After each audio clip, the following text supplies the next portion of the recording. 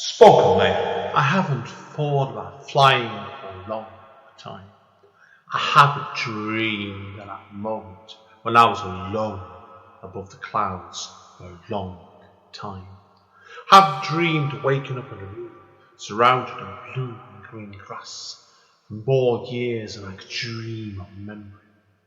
I haven't walked back into the past or scratched on the doors of my origins, where it all came from, since I held up that cape for the last time. Return to Kent Town 10th Year Anniversary Edition is a revised version of Andy N's first poetry book.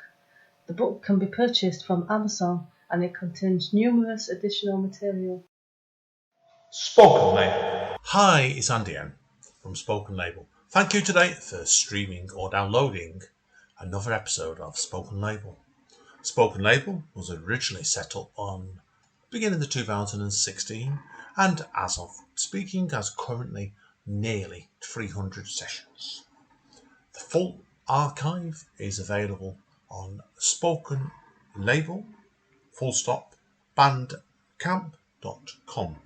Although it is available for free for stream and download if you wish, I am always grateful for any sort of kind of donation to enable me to keep the running costs of this podcast going. And enjoy. Take care. Bye bye. Spoken Label. Hey guys, Andy N, Spoken Label. Sunday night.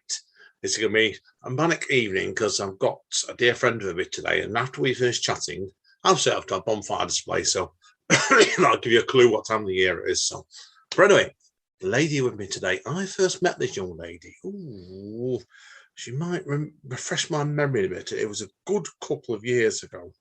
Yeah. When did we first get chatting, Esther? Was that Speakeasy? I know it was. It's at least 3 years ago, I'd say. 3 or 4 years ago. Yeah, it's a couple. It's longer than both of us can remember anyway. So I know it's certainly. I know I've got Esther Koch with me today. The lovely Esther Koch. Now I first met Esther. We were saying before, as through Speakeasy, the night obviously I now co-run. I can't remember, Esther. Were you coming to that when Dave Hartley used to run it, or did that come after? Just after. I think it was just after I joined and I started coming to Speakeasy.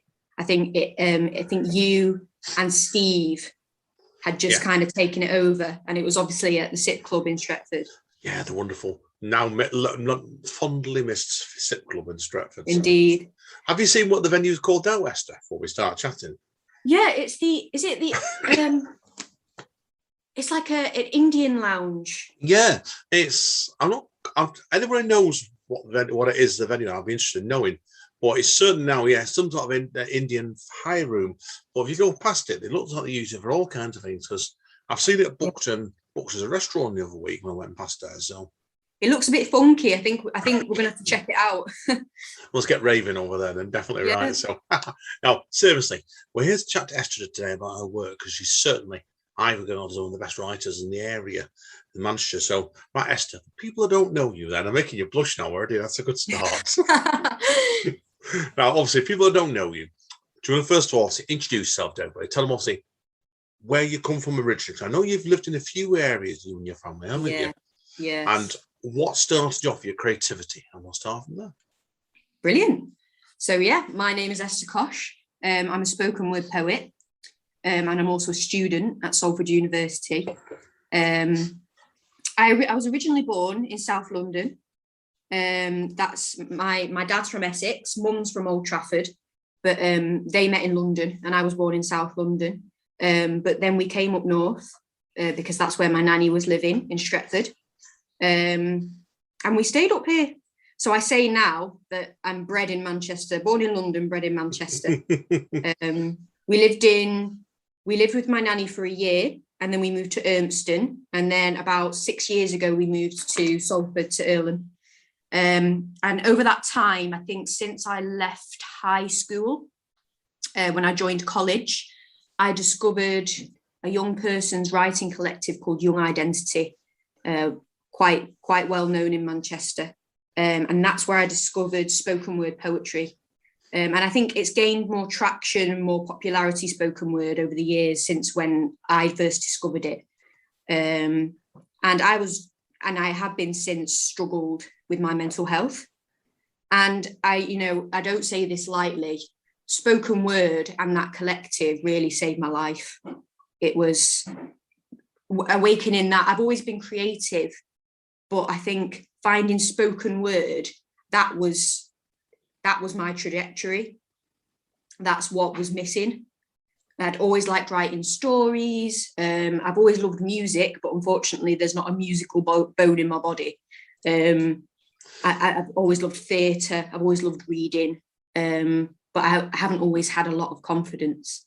So spoken word and poetry and nights such as Speakeasy and the open mic kind of circuit, the Mancunian open mic circuit, has really, really supported me with my mental health.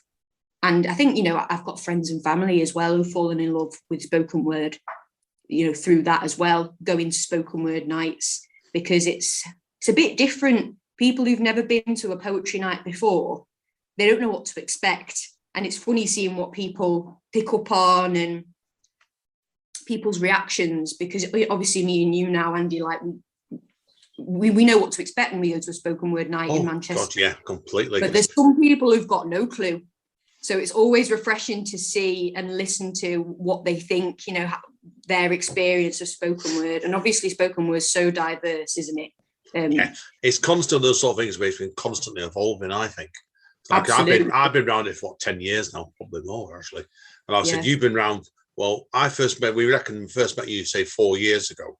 And I know you were active before that, because I knew Steve knew of you before that. That's why. So yeah, about 8 years now. Why is it really? Wow. Yeah. I didn't feel you're old enough for that, actually. But anyway. Well, I started when I was 17, and I'm 25 now. So yeah, and actually a bit earlier than 17. But yeah, it's brilliant. Fell in love with it, like yourself. Oh, it's brilliant, because I know, like, I'm chatting to your mum, like, obviously your mum Jackie's producer. I've not seen her for a while. I know she used to come with you regularly to the sit one. I know your mum used to love it as much as you. I'd love watching it as much as you do yourself. So we've got very similar interests. We both love, again, theatre, drama. We love TV. Mum, studied English and drama at university. So mum loves it as well. I sometimes I say to her, you should have a go at it. Have a stab at it. Write a bit of poetry. I'm surprised your mum's not had a go at it, don't you? But she's probably quite one shy. of these days it'll happen. It's only a matter of time. Keep at it, as I was definitely with that one. So obviously I want to look at the way your work's developed over the time, man, because I didn't realise you'd been as active as long as you had. Like I said, I knew the first time I met you, your writing was of a level, and I think it's got higher, obviously, naturally through progression over time. But tell us then about what your early work was like then, and do you think it has developed much over time?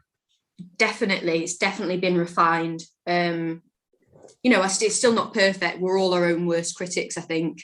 But it's definitely transformed and changed. I think what differentiates you might agree, I don't know, you might have a different take on it, but what I think differentiates spoken word from kind of a lot of the page poetry and literary poetry is its political nature and its social nature. Can be. I think there's there's different levels of it. I mean, you're all right on that one. There is but you do also see when it's more the spoken side. It's more the old-fashioned, like, storytelling that used to get in previous centuries, and it's much more direct, I think, as well. It's that continuation of oral tradition, isn't it? Yeah. I love that about it as well. Love that about it. So it doesn't necessarily need to be about, that politician that did that stupid thing last week, or, a social commentary or something like that. It can be, I write a lot about my family, my Irish family. It can be, spinning a yarn, telling a story about a monster, telling a story about a spooky thing that happened to you. So it's definitely still got that it retains that literary feeling, that kind of folklore kind of thread I like to retain in my writing. And that's what I started out, it was pure fiction. That's what I started out writing about. But it definitely having, being in a group, a poetry collective, and people are talking about their everyday experiences and their different experiences, it starts to become a bit more politicized and a bit more almost anthropological. Oh, that's a good word. That's a good word. Word. Yeah, I like that word. I know you like your young lady putting big words in, and I mean, it's not the sort of case where it's like you're showing off. You know what they're on about, and I thought that's why you're so well read. But that's the thing. I love words. I love finding out new words and new phrases. I don't know about you, but I utilize that notes section in my phone all the time. I'll just hear something that I really like, and I think, I want to use that for something. Don't know what, but I'll use it for something. I'm old-fashioned in the sense. I'm old-fashioned since I'm always scribbling ideas down notepads. Yeah. But I know man does it on a phone, and I know what I've seen your way you work, because I know you do the same as well. That's why. Both. I've got hundreds of notebooks scattered about with all bits of half poems and short stories and things that are going to be poems at some point, but is still a mind map. Do you know what I mean? Yeah. And it's a nightmare. I think, why do I do it to myself? Because I'm constantly scrabbling around for something that, I know I want to read that at Speakeasy next week, and I never find it, and I end up reading something else, and then I find it, 3 weeks later. I used to be like that with my organisation, but nowadays I'm pretty organised a lot of it, because I have everything in like pieces are complete. I have them all logged into A5 books.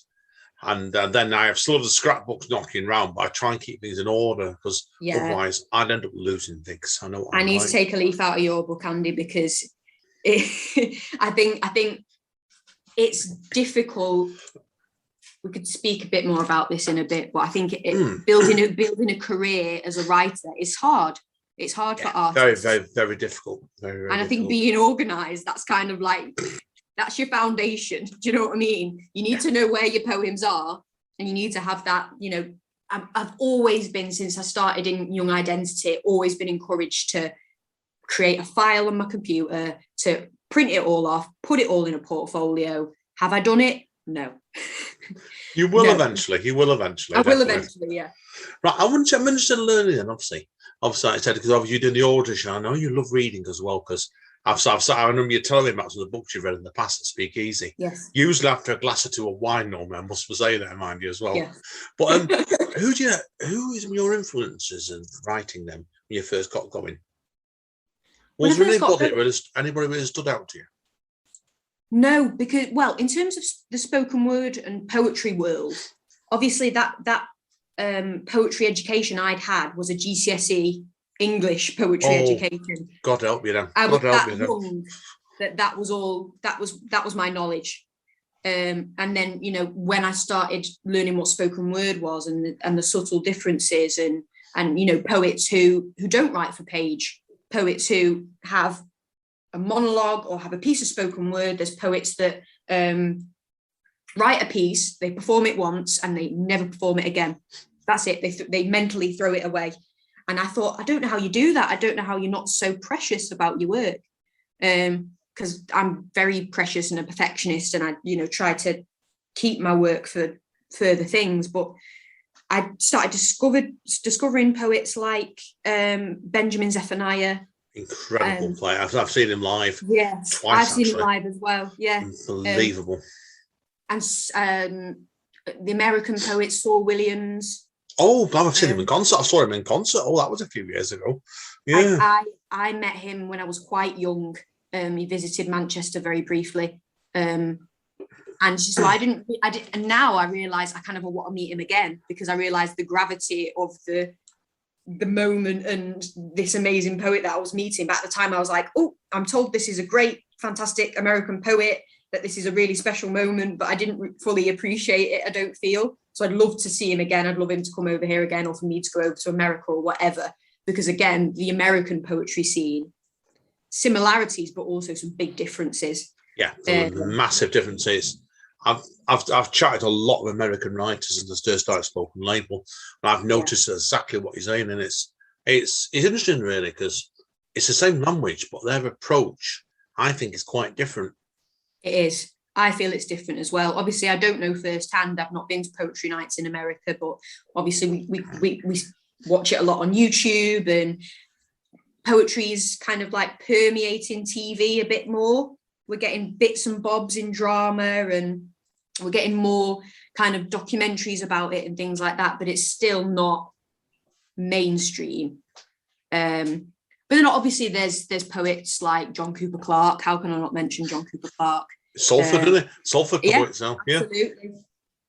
But then I think there's something to be said for when I started to kind of like dip my toe in the water of the kind of the open mic circuit, which is something I must say that, like, as a member of Young Identity, the collective, I try to encourage my peers to do a bit more, because it can be very daunting at first. But I think once you start sharing with people of all different ages and all different backgrounds and all different nationalities and all different styles, it really accelerates your growth and your writing style so much more quickly than sticking to the same canon of work or sticking to the same writing group. I really encourage them to branch out a bit more. There's nothing wrong with feeling comfortable and safe in a particular group and sticking with that group. I mean, for example, Speakeasy, such a friendly bunch and so welcoming and so inviting, and it really is a secure place to start to dip your toe in the water of the poetry world. That's always been the point behind us straight away, because we want to encourage people, whether established or new. Like you said, try out new approaches all the time. May work, may not work. Go for it. But like, you know, what I was going to say is, I'm sure you've got your favourite Mancunian poets, your favourite Northwest poets that you see now and again, or you continually see in at Speakeasy, or you see it this night, you see it that night. And they're the people who inspire me. Obviously, I like to educate myself and look up this person, look at that person, and look at this new London poet, look at this new French poet, because obviously spoken word is really gaining traction on the continent as well, in Germany and in France and in Belgium. I think it's quite Americanized from my experience, but it's still quite similar, and the scenes are growing. But it's my peers and it's those people that I've met in and around Manchester that inspire me. Dave Viney, for instance, fabulous poet. Obviously, I'm biased, but Shirley May of Young Identity. Oh gosh, Shirley's done so much work, she has. Oh, she's absolutely fabulous, absolutely fabulous. And there's so much. There's new. You meet new faces every single week, and you think that, wow, they're special. We're going to keep seeing that person again and again and again, and they're going to develop their style. And I can't wait for what else that they've got to tell us about. You know, they've got such a story, and it doesn't matter how young you are. You know, everybody has a tale to tell, and just there's no bounds to the imagination. And I experience something new every time I come to Speakeasy. So it's the people that I meet around Manchester. Even just in one city, it's amazing what one city has to offer, isn't it? No, completely. And I think you're right when you say the Manchester circuit, because it's like me and the man, we just don't go to one night. We go to several nights. Other nights you meet. And I love the fact is, I love seeing writers and meet the same people. It's also every time you see some different. You may never see them again. But that's about the pleasure of it sometimes. If that person's come along, read once and said, oh, that's all I want to do, I'm done, I'll move on. But but also you got the other side of the creativity. And it's what I'm interested in learning about is how you is, because I just don't stick it, obviously, like doing poetry and writing and stuff. I do other stuff. And it's like, but how have you found that then? Because obviously, like, I know obviously you do write in all kinds of styles. Is there anything else, creativity wise, you'd like to have a go at when you get a bit older, maybe? Well, I've always been a drawer. I've seen some examples of your drawing. Yeah, you showed me that once, actually. Yeah, I do like drawing. And it's more, I suppose it has more of obviously poetry and writing has a therapeutic aspect to it.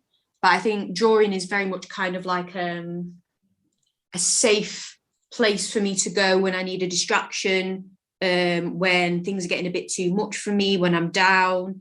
For instance, you know, just of an evening watching the telly, I need to be engaged in lots of different ways. I struggle to sit down and watch a TV program and that's it. I need to have something on my lap.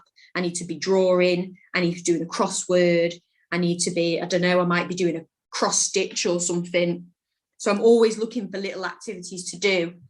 And sometimes I feel it's a shame because over the years, depending on how bad my mental health has been, it completely loses its enjoyment factor, and it's entirely how distracting is this. So the drawing loses that pleasure and the sense of achievement, and it's more, is it am I being detached? That's not a word, but it is now. Am I being detached? You've made it. You've done what you normally would. You've made it That's a word. You've made it a word, right? Definitely. Am I detached from those unpleasant, intrusive thoughts enough? Has it got that value, enough of that value of being distracting? But as things have improved for me, I used to worry that the enjoyment is completely gone. Sometimes, you know, we all get writer's block. Yeah.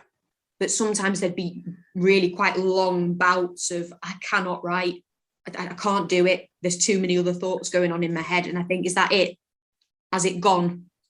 And I think that about the drawing as well. I think that about the other arts and crafts I do. Has it gone?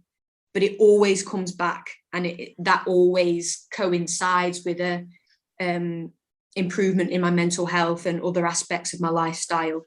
Keeping myself well, self-care. Sometimes I feel like self-care is overused a little bit, but no, I think it has to be a cliche because it's so important. And I think, you know, poetry has that for so many people. Again, that's why I joined Young Identity at such a young age. I needed something else to focus on. And it didn't just become something else. It didn't just become a distraction. It became a passion. Yeah, you can see that. You can see that when every time we see you, I see you read, you can feel it. Like every word you mean. I think some writers that go on stage, you can feel they're not feeling what they're saying. You can. I can see it every time I see you. And, you know, that could just be because they're not in the mood at that time.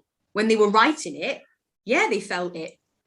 I mean, sometimes I know that I've got on stage and I've read something and I think, and I do love this piece that I've written. I was really proud of it when I wrote it last month, but I didn't feel it then when I read it. And I wonder if that translated to the audience. Did they know that my heart wasn't in it? So, you know, I'm not suggesting that you are, but I never judge based on that moment when they're reading that poem, because that piece of writing, it did come from them at some point. But I know that, and also nerves can just get to you, can't they? The nerves of the night. Hey, so you think really like it was we're both in reading, me and you have been reading for years now. Yeah. I can get nights still where for whatever reason, you can get on stage and you ain't feeling it. No. And it happens. You could have been feeling it right up to that moment, and then you step on the stage and you think, oh, and it just doesn't. And you come off stage and you kick yourself and you think, oh, I'm really prepared for that, but it happens. Do you know what I mean? That's the thing with spoken word. It doesn't matter how much you prepare. It's the same with any kind of performance. If you're not feeling it on the night, you're not feeling it. I think as well this night, I tend to look at a lot of the creativity with your in my areas. It's you get some people that are very competitive over it. Yes. Me, I'm not like that. I've never been like that, and you're not. Not like the level I've seen other people. You're just like being honest to yourself every time you go on stage, and that's what I love about your work. You can feel it when it comes in the heart. And that's where I bring slam poetry into the mix, because I was kind of, I'd say trained. It wasn't quite as formal as that. Kind of an informal introduction into spoken word and slam poetry. And that, again, I think that's a very American concept, but it's really kind of spreading worldwide now, this idea of slam and inter slam and competitions, and there's like a inter-European slam and things like that, and this idea of writing a poem that is this length and it has this punchline and that punchline, and it has this about it and it has that about it, and it's an art form, writing a slam poem. It's a little bit different. You've not got as much flexibility, and It's like comedy. It either works or it doesn't. It lands or it doesn't. And that depends on obviously the night you're at, because I've done slam poetry before now, and I've done it somewhere you come along and it goes on storming one night, read out 2 nights later, and it stinks. Exactly. You rely so much sometimes on the charge of the audience and how receptive the audience are and what audience it is, and the backgrounds of the audience and the class of the audience and the age of the audience. It matters when it comes to a slam. It matters at any poetry night. You might get a different kind of audience from a different area or whatever, and they might just quite not be as receptive to what you're saying. But like you said before, if you're writing poetry for you, and if it just, it doesn't matter to you that the whole of everyone in the room gets it, just as long as it touches you and it touches someone in some way, that's fine. But I did kind of grow up in spoken word at first in this idea of slam and winning slams. And that's when I think you've got to be careful not to cross that line into being self-critical. And, oh, did that person get that? Or, oh, this isn't accessible for these people. I can't write that. Or these kind of people might not like that. And it's like, that goes for any kind of creative venture. Not everyone is going to get it. Not everyone is going to like it, especially if you're pushing boundaries. And that's what spoken word and poetry does. It pushes boundaries, and it plants new and fresh and controversial ideas in people's heads. And it introduces people to new notions. I think slam is all well and good, and it's great and exciting, and it's great for a non-poetic audience. Like, wow, what am I experiencing? But I think as pursuing poetry as a career and growing with it and branching out into maybe publishing your own collection and just poetry to be kept in a book, in a volume, and for people to go back to and reread, that kind of poetry, we can't be so self-critical. Otherwise we won't produce the work that we were meant to produce. Yeah, I think you're dead right of it, because it's, as human beings and as writers, we are often, our creative people, we're our own worst critics. Yes. And I found that myself, where I've gone along and absolutely spent weeks working on a piece, and I've had someone, but it's happened before, people said, "Oh, Andy, the best piece you've ever heard." But I think it's absolute tripe, and it ends up nearly going in the bin. And I know you've done that yourself before now. Absolutely. Yeah. I'll write something, I think, what a load of rubbish. But then somebody will read it, or I might share it one night. I just think, oh, right, I'll throw it out there and see if anyone bites, see if anyone gets what I'm on about. Because also it's inherent, poetry, it's inherently personal. And if it's a really personal story that touched you in a certain way, it's unlikely that everybody's going to go, oh yeah, they're going to get it straight away, because that was your experience, and you're this sort of person who's receptive to this sort of thing. And that's why I think it's worth keeping. And that's another thing I've learned over the years, and people or other poets, more established poets have said to me, is keep everything you write. Keep everything you write, because it will help someone somewhere, or somebody will really appreciate it, or it might grow into something else, or you might find another way of iterating it. So, you're absolutely right. It's like, you might think something's rubbish that you've written, but someone somewhere will grow from it, or will appreciate it, or will want to keep it and reread it. Definitely. Now, as we start to wind down this first part already, I'm interested in learning, do you have any sort of ideas where you'd like creativity to go next, say in the next 5 years? The future, yeah. The future, I like the word. The future is a foreign country, I always say. Indeed. Yeah. I think over the past, things have really kind of, in one way, accelerated for me over the past year. I've dipped my toe in other parts of creative media, and I've done a little bit of television work, and I've still got a little bit of television work coming up, and it's exciting, but it's high octane and it's high pressure. And I think poetry needs time and space and good mental health.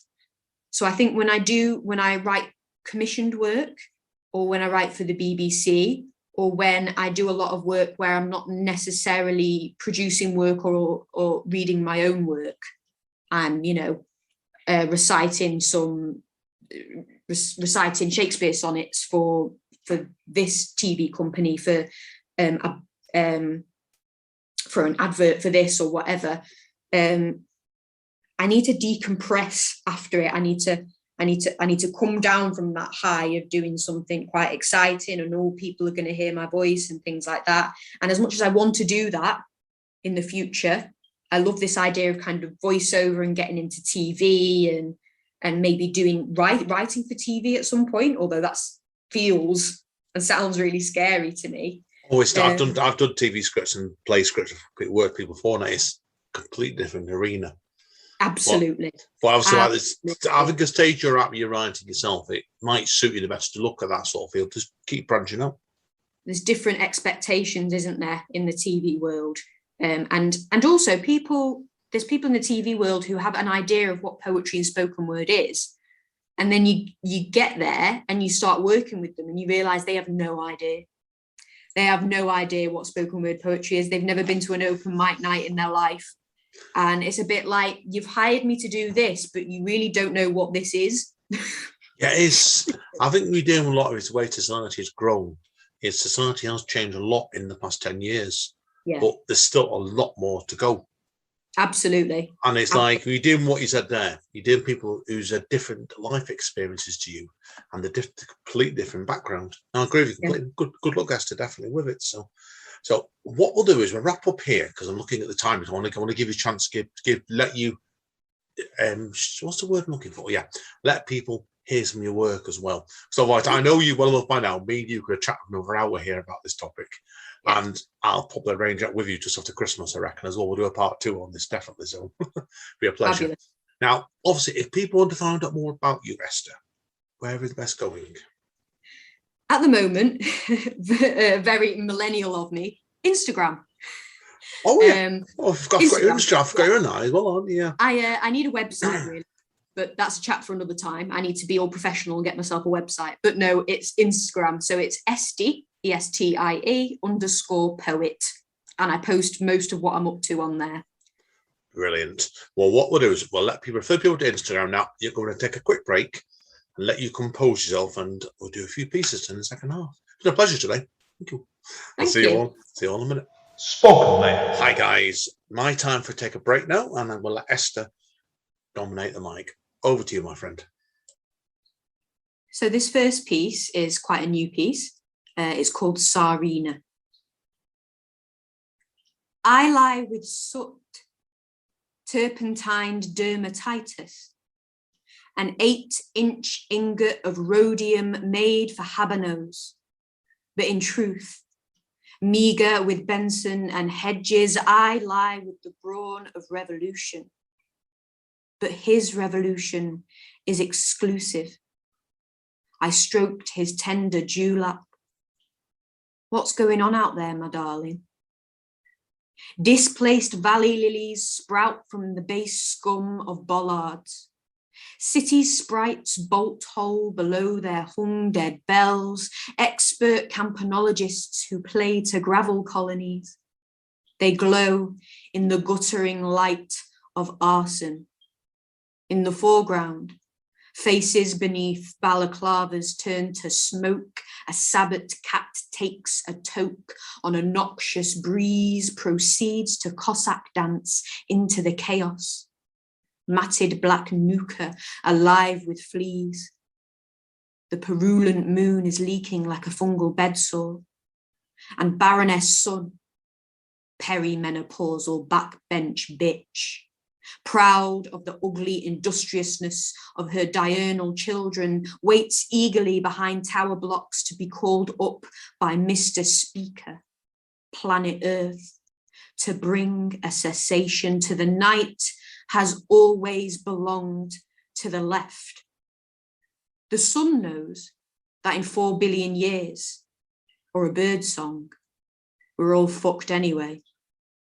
And the days are so hard for common people, caught in rogue propane trade winds from Minnesota, Gaza, Hong Kong, summoning the breath of their antecedents in 1984 and 1981, and then igniting the bitumen sky with their burning stomachs.